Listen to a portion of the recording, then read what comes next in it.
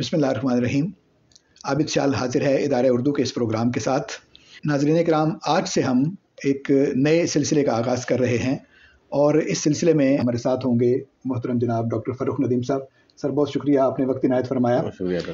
Doctor Farrukh Nadeem साहब अंग्रेज़ी के उस्ताद हैं, उर्दू में लिखते हैं, अफसाना निगार हैं और बहुत अच्छे नक्काद हैं।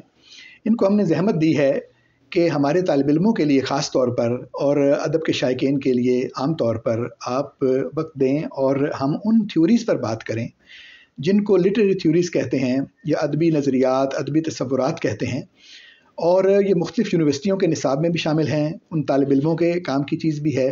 और आम तौर पर अदबी थ्योरी के बारे में हमारे जो अदब के शायकीन हैं, अदब पढ़ने वाले हैं, उनके ज़हनों में कुछ बातें, कुछ सवालात, कुछ अशकाल मौजूद हैं। उनको रफ़ा करने के लिए भी और उनके हल के लिए, उन पर कुछ बात करने के लिए, उनकी वजाहत के लिए भी हम इनसे बात करेंगे। बहुत शुक्रिया सर।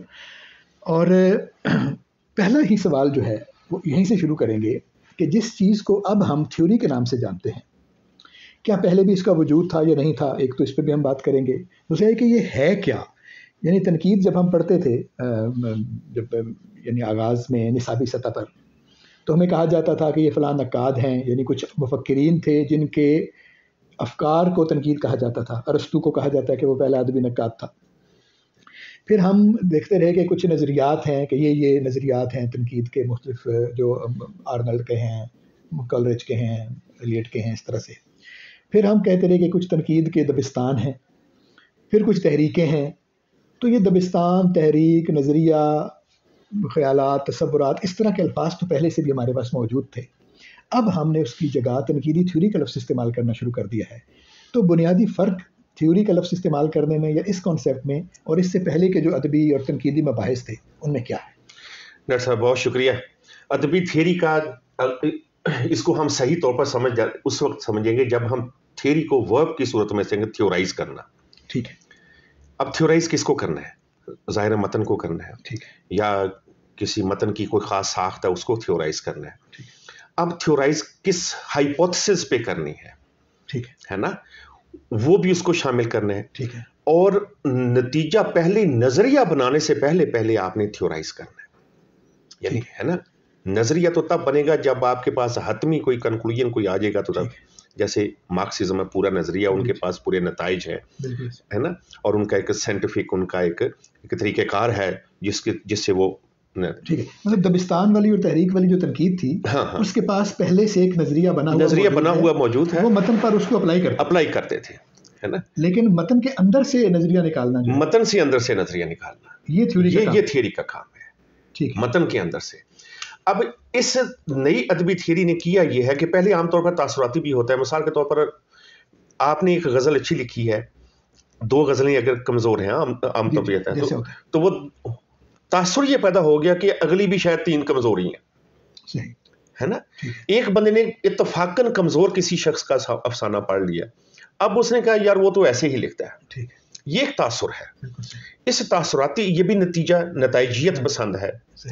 तो इस नतीजियत पसंदी से निकलने के लिए उन्होंने कहा कि हम, यानी फिजिक्स वाली साइंस नहीं, लेकिन एक इस्तदलाली तरीके से मतन के अंदर से जमालियात हो, मसाइल को, उसकी परख देखनी है कि ये कितनी संजीदगी से इस मसले को और कितनी अदबियत से, ठीक है, यानी मसले की संजीदगियत और अदबियत की संजीदगी, इन दोनों को शामिल करके तो उन्होंने कहा कि हम अब देखेंगे कि ये मतन फन पारा कैसा है और वो कैसे।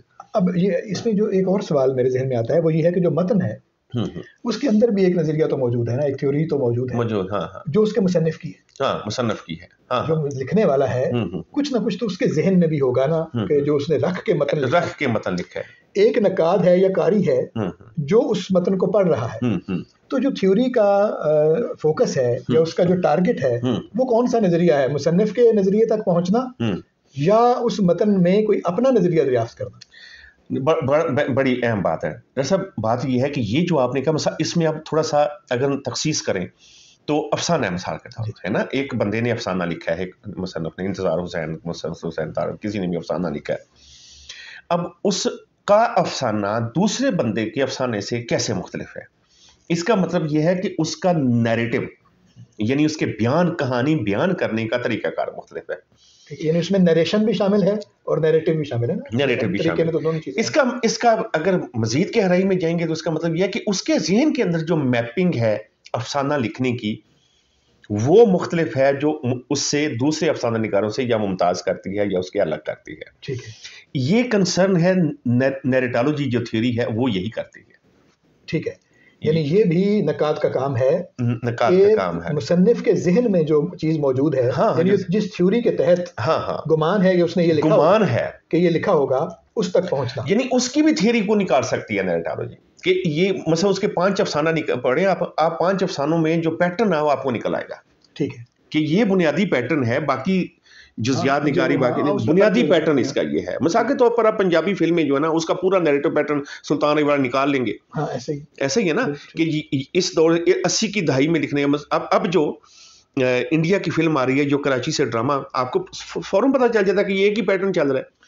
इसका मतलब ये है, यहाँ पे ये मुगालता भी रफा होता हुआ नजर आता है कि जो ये समझा जाता है या जो हम कहते हैं कि जो अदबी थ्योरी वाला आदमी है वो किसी नजरिए को मतन में डालने की कोशिश करता है। ऐसा नहीं है, ऐसा नहीं, तो निकाल रहा है, ऐसा नहीं है, यानी वो मतन के पैटर्न दरियाफ्त करता है और उनकी बुनियाद पर एक अपनी राय देता है के नतीजे में ये चीज सामने आती है। और फिर वो एक नहीं है, इसमें तो हतमियत है ही नहीं, वो एक नहीं है। आपने मिसाल के तौर पर साइकोएनालिसिस के आदमी है, आपने उसमें से एक दूसरी डायमेंशन, दूसरी उसमें समत आपने निकाल ली है, ठीक है ना, एक और पैटर्न दरियाफ्त हो गया। एक तीसरा बंदा है जो डीकंस्ट्रक्शन को उसने एक नया पैटर्न निकाली है, एक बंदा जो मार्क्सिस्ट लेंस से देख रहा है, एक नौतरीखिया से देख रहा है। तो ये सारे पैटर्न अपनी जगह पे इक्वली अहम है, यानी बराबर की सतह पे अहम है। पहले ये होता था कि फर्द वाहिद नकाद होता था और वो फैसला भी वही कर देता था। ठीक है, कि मतलब किसी को कह दिया कि भाई ये तरक्की पसंद लिखने वाला है बस, और उसके बाद हमारे साथ ये होता था कि तरक्की पसंद है तो लिखना भी नहीं, उसको पढ़ना भी नहीं। बल्कि मंटो गुलाम अब्बास वगैरह के बारे में तो ये भी है, तरक्की पसंद तहरीक से वाबस्ता नहीं थे, लेकिन उनके मौजूआत, उनकी बातें सब कुछ चूंकि उनको वहाँ वो बताती हैं, तो लिहाजा वो तहरीक में शामिल ना होकर भी तरक्की पसंद फिक्र के लिखने वाले हैं। अब ये नकाद ने फैसला कर दिया, जी ऐसे ही। लेकिन जो नफ्सियाती आदमी है वो तो और चीजें भी निकाल रहा है, उसमें से निकाल रहा है, उसमें बहुत सारी चीजें निकाल रहा है। जो कल्चरल बैकग्राउंड में देखने वाला आदमी है वो और चीजें निकाल रहा है, हवाले से देखने वाला और चीजें निकाल रहा है। इसका मतलब ये सारी वो सब कुछ मतन के अंदर मौजूद है तो निकाल रहा है। ये सारी की सारी बहस उस वक्त उठी है जब ये तय हो गया कि लफ्ज और माना के दरमियान ताल्लुक हातमी नहीं है। ठीक है, हाँ, पहले ये होता था कि एक ये मतन है और ये इसका मानवी निजाम है और यही है। ठीक है, अब यही है नहीं, ये भी है, यानी हर लफ्ज का एक मानी नहीं होता, मुख्तलिफ तनाजुर में उसका मानी मुख्तलिफ है। और जितने तनाजुर में उसको देखने की कोई अहलियत रखता है उतने ज्यादा मानी वो उससे निकाल सकते हैं। ये तो हम आम अदब की जो ताल्लुक रखते हैं या तनकीद हो तो वो जानते हैं कि एक डेनोटेटिव मीनिंग है और एक कोनोटेटिव मीनिंग लफ्ज का। जी, मुरादी मानी, सियाकी मानी। तो जब इसका मतलब यह है कि एक लुग़वी मानी है, जब हम लुग़वी मानी से कहते हैं तो ये तो किसी न किसी सूरत में इनकी तो एक बाइंडिंग है। जब उसके इस्तिलाही या सकाफती मानी आएंगे तो उसमें तो मल्टी डायमेंशनल आ जाएगी, उसमें तो फिर कसीरुल जहती आ जाएगी, उसमें तो मानी है ना कसीरुल मानी आती, निज़ाम का पूरा मुतहर्रिक हो जाएगा, हम फिर उसको उस तरह समझेंगे। यहाँ से बहसों का एक आगाज़ हुआ है और जो पहला लफ्ज़ और मानी का ताल्लुक जब तक आपस में बहुत गहरा था ये तासुराती तनकीद था।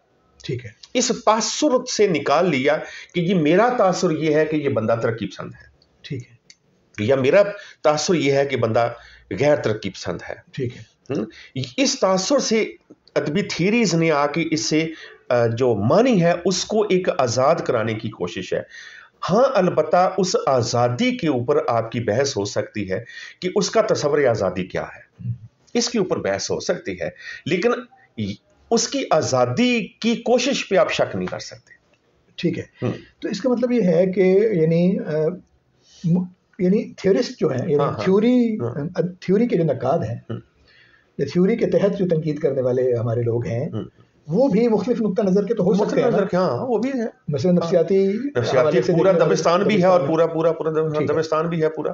तो नफ्सियाती दबिस्तान तनकीद के तहत लिखने वाला आदमी और नफ्सियाती थ्योरी के तहत लिखने वाला आदमी जो है उसमें बुनियादी फ़र्क ये होगा कि जो नफ्सियाती नुक्ता नज़र से देखने वाला आदमी है वो ये कहता था कि इस मतन में यही एक माना हो सकता है, यानी ये नफ्सियाती हवाले से लिखने वाला आदमी ऐसे ही है। लेकिन थ्योरी वाला आदमी ये कहता है कि ये महज नफ्सियाती नहीं है, इसके और पहलू भी हो सकते हैं, और पहले भी हो सकते हैं। इस वक्त जो हम बात कर रहे हैं वो नफ्सियाती है।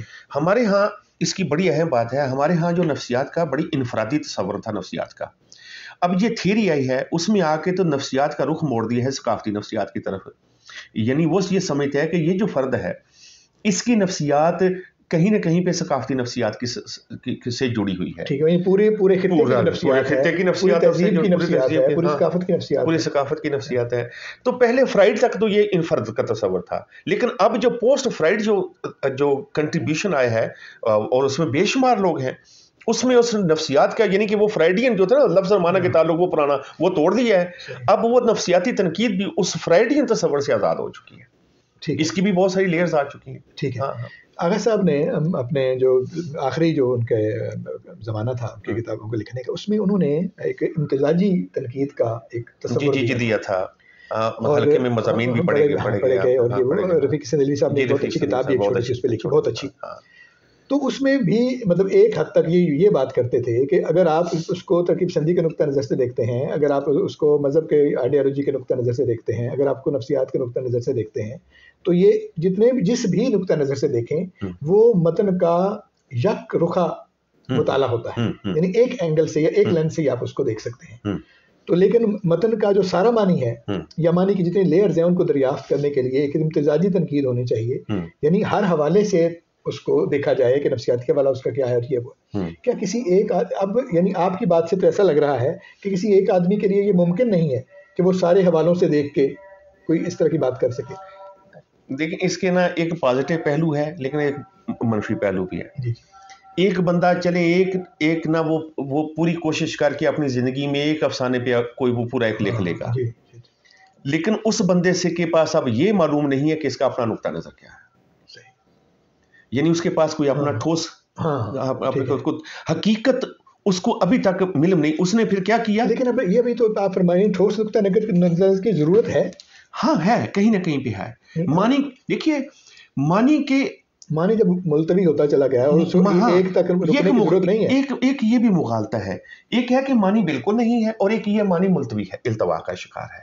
मानी का इल्तवा का शिकार तो समझ आती है मुझे और आपको, मानी बिल्कुल नहीं है ये मुझे समझ नहीं आती कि मानी बिल्कुल नहीं, मानी तो जिंदगी चलेगी कैसे? हाँ, नहीं वो जाहिर कहीं ना कहीं रुकना पड़ेगा ना। इसका मतलब है कि वो मानी तक जब आपने सफर शुरू किया तो कहीं ना कहीं पे आपने हकीकत पा ली है, लेकिन अब इस मानी को मजीद एम्बिग्विटी का शिकार करना कि नहीं ये मानी सारों के साथ शामिल कर देना, तो इसका मतलब यह है कि हाँ कहीं ना कहीं पे आपका नुक्ता नजर भी होना चाहिए।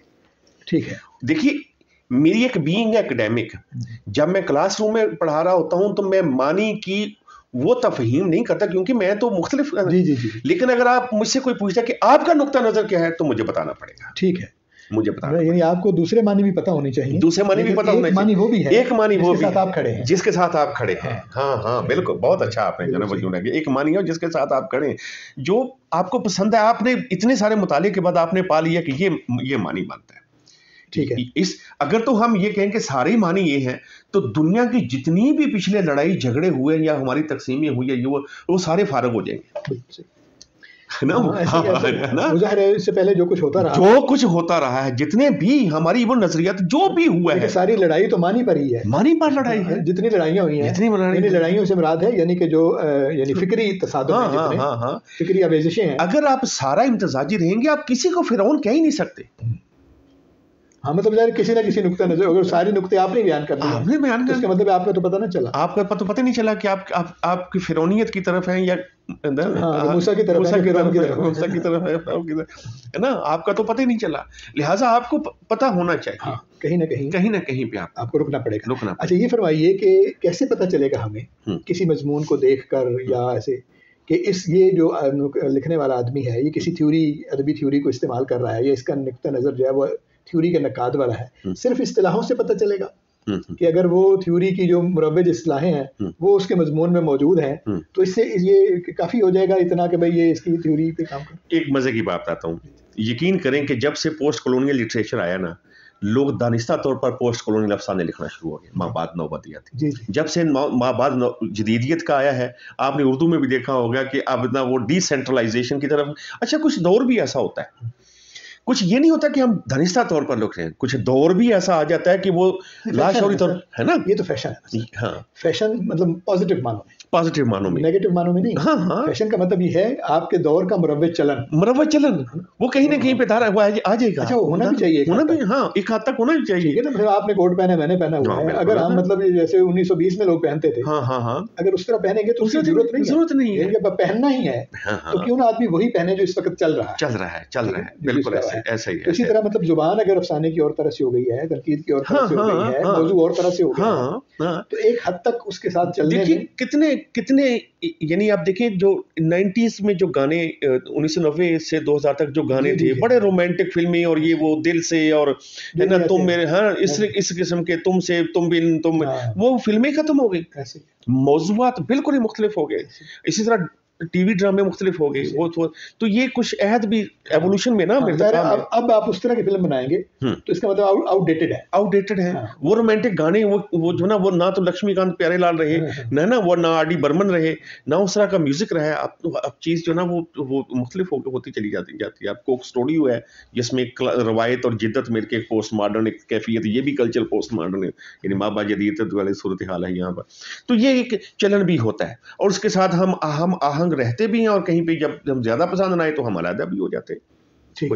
एक तो ये है कि मतलब फैशन को देखते हुए अपनी राह निकालना और एक हद तक उसके साथ चलना। एक है फैशन ज़दगी जिसके हम कहते हैं, कि यानी आपका अपना लुक, जैसे मैं अपनी वजह में मैं क्लासिकी आदमी हूँ फर्ज करें, लेकिन मैं देखता हूँ कि चूंकि आप इस तरह का काम कर रहे हैं तो आपकी जरा शोहरत हो रही है, या आपकी कोई नेक नामी हो रही है, या आप प्रोमिनेंट हो रहे हैं, तो मेरे लिए वजह वो ना होने के बावजूद मैं वैसा करना शुरू कर देता हूँ। तो उससे भी तो एक मजा का खेल सूरत हाल बनती है। ये फिर पॉपुलर कल्चर का है। हाँ। ये फिर पॉपुलर कल्चर का डोमेन है। पॉपुलर कल्चर वाले इसी तरह, अगर तो आपके जहन में फर्ज करें माबाद नौबादियात के हवाले से कोई बात है, उसको आप मसला समझते हैं, उस पर आप लिखते हैं, तो फिर तो हो गया। लेकिन सिर्फ इसलिए लिखना कि चूंकि आजकल इस तरह का लिखना जो है उसको बड़ा समझा जा रहा है, ये बड़ी अहम बात है।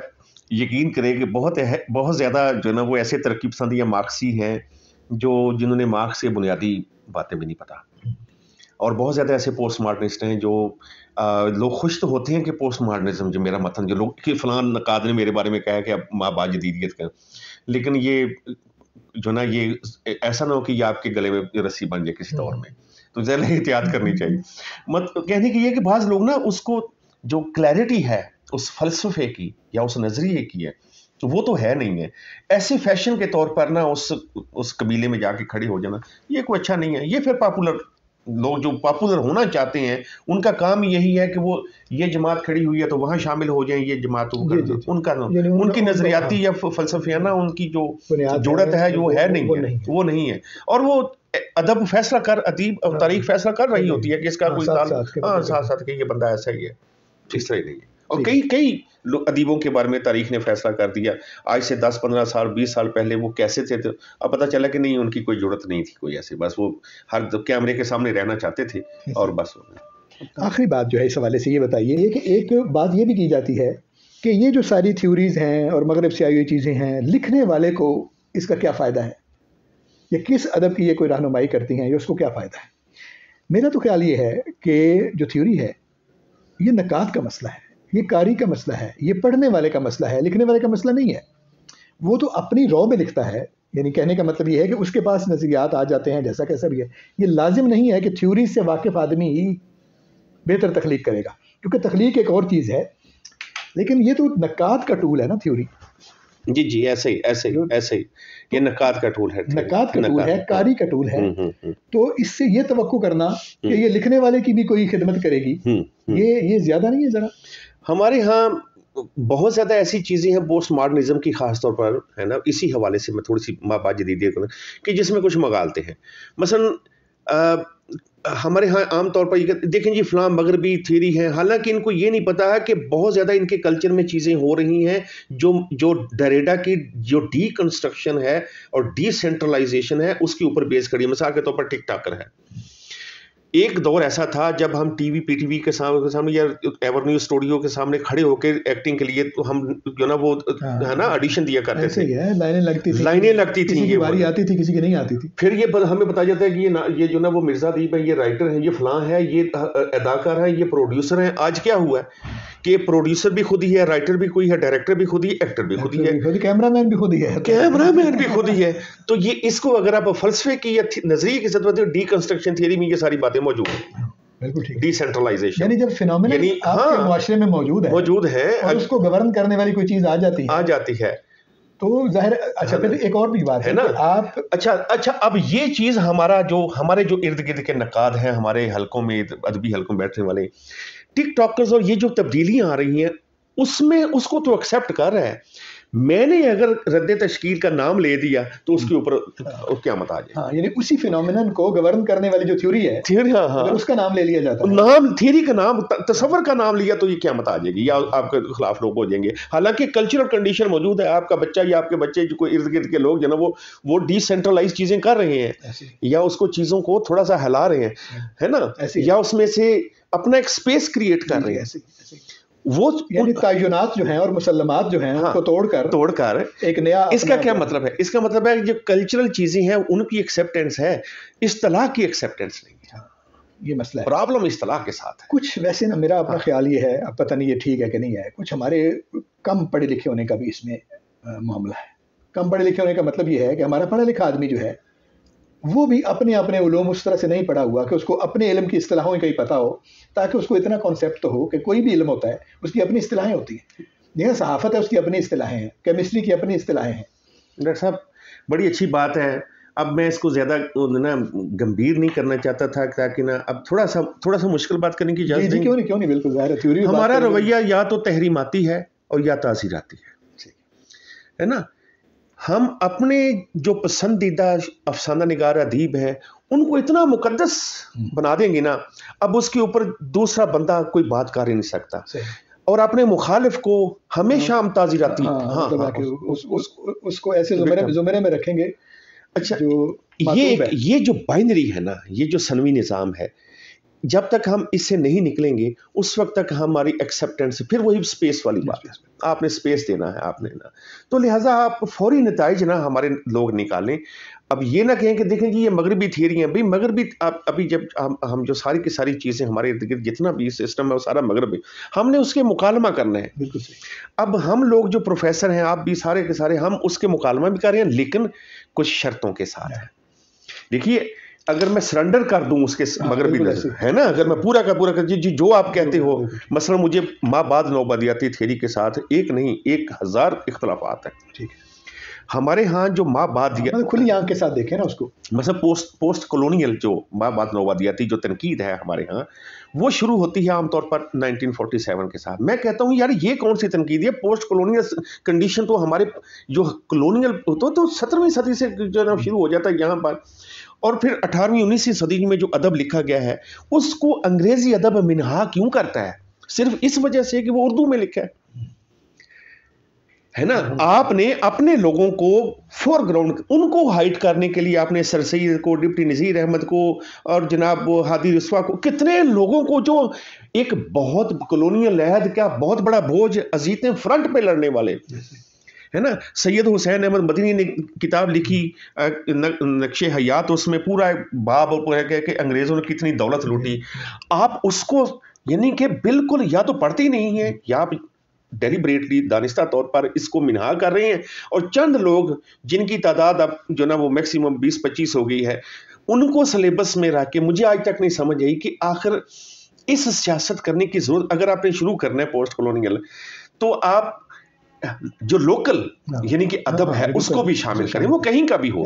मिसाल के तौर पर एक बात तो उसकी है, यानी नजरिए की बात है ना, जुबान की बात तो नहीं है। यहाँ का आदमी कर रहा है, किसी भी जुबान में कर रहा है, जो काम तो वही कर रहा है। लेकिन उस तजर्बे में, कॉलोनियल तजर्बे में पंजाबी भी शामिल है, बलोची भी शामिल है, सिंधी भी शामिल है, पश्तो भी शामिल है, कश्मीरी भी शामिल है, गिलगित बल्तिस्तान होने चाहिए। अब जगह जगह पूरे रेलवे स्टेशन ही देखने कहाँ है ना, कहाँ और उसमें किरदार भी थे, और वहाँ पर डिप्टी का बंगला भी होता था, और उन बंगलों की अभी भी कई बंगले जिनके नाम, उनके लोगों के इंटरेक्शन भी था। अब यार इस सारे मंजरनामे को हटा के सिर्फ ये लिखना है कि वो जो डियास्पोरा जो है लिटरेचर, और चूंकि कहीं पे एक कॉन्फ्रेंस हुई थी मेरे ख्याल जोहान्सबर्ग में, वहां पर ये शर्त तय कर दी थी कि जी जो अंग्रेजी में लिखा जाएगा। अब ये जो वो शर्त की एक्सेप्टेंस है, उस शर्त की जो एक्सेप्टेंस है कि जो अंग्रेजी में लिखा जाएगा वही माबाद नौबादियाती होगा, ये गलत है। हाँ, कैसी आपने उम्दा बात की। ये और मेरे ख्याल में ये वो वक्त है जहाँ पे आके इस नुक्ते पे ख़त्म करना चाहिए आज इस सेशन की गुफ्तगू को। यानी इससे हमें बहुत अंदाज़ा होता है कि जो अदबी थ्योरी है बुनियादी उसका कंसर्न क्या है और वो किस तरह से मुख्तलिफ है और कैसे वो गवर्न करती है उन मामलात को जो हमारी ज़िंदगी से मुतल्लिक हैं और अदब में आ जाते हैं। आइंदा इंशाल्लाह आपसे बात होती रहेगी, चूँकि पहला प्रोग्राम है इस सिलसिले का, इस वजह से एक अच्छा आगाज़ एक छोटा सा जनाब इसमें इजाफा कर रहा हूँ। मसलन हम ये पोस्ट करने, अभी मैं एक मार्क्सी एक ना मसलन देखिए, मार्क्सिस्ट जिस तरीके से मतन को देखते हैं, उनका नुक्ता नज़र ये है कि इंसान की जो नज़रियात, इंसान की ज़बान, इंसान की जो इवन मतन है सारा इजहारिये, ये उसके सोशो पॉलिटिकल तारीखी उसके जो कॉन्टेक्स्ट है उसके साथ जुड़े हैं। अब इसको भी मिनहा कर सिर्फ मतन की जमालियात पे फोकस करना कितनी बड़ी ज़्यादती है। बिल्कुल सही, कितनी बड़ी ज़्यादती है। वो एक सिर्फ एक पहलू है ना, और आप कितनी बड़ी ज़्यादती है कि आप उसके जो यानी लिटरेचर तो बाई प्रोडक्ट है, जिन्हें सकाफत बड़ा है। हमारे यहाँ एक और बड़ा तस्वर है, मैंने कई लोगों से बात सुना कि अदब सकाफत से बड़ा है। मैंने कहा यार अदब तो सकाफत की पैदावार है। अदब तो सकाफत, देखिए सकाफत की पैदावार जुबान है। हाँ, और जुबान का एक हिस्सा अदब है। सादा बात है ना। ये वो छोटे छोटे चीजें हैं जो जिनको वाज़ेह होने की जरूरत है। तो वो अगर ये हो जाएंगे तो फिर हमें सारी थियरी जो बहस है वो भी बड़े आराम से समझ आ जाएगी। तो बहुत अच्छा आगाजिया मिल गया है हमें इस सारी गुफ्तगू का, और कुछ ट्रेलर भी जो है, यानी जब आपने मार्क्सिज्म पे बात की, जब आपने माबाद नौबादियात पे बात की, तो ये वो थ्योरीज़ हैं जिन पे आगे चल के आइंदा प्रोग्रामों में इंशाल्लाह तफसील से बात भी करेंगे और इस बात की वजाहत भी करेंगे जो भी आपने की। तो मेरा ख्याल है हमारे दोस्तों को अंदाज़ा हुआ होगा कि किन मबाहिस पर हम इस सीरीज़ के तहत गुफ्तगू करने जा रहे हैं, और अदबी थ्योरी और उससे जो मुतल्लिका उन्वानात हैं उन पर इंशाल्लाह बात जारी रहेगी जनाब डॉक्टर फ़ारूक नदीम साहब से। तो पहले प्रोग्राम का वक्त अब हम ख़त्म करते हैं। बहुत शुक्रिया जनाब अली, आपने वक्त निकाला। उम्मीद है हमारे दोस्तों को ये बातें पसंद आई होंगी।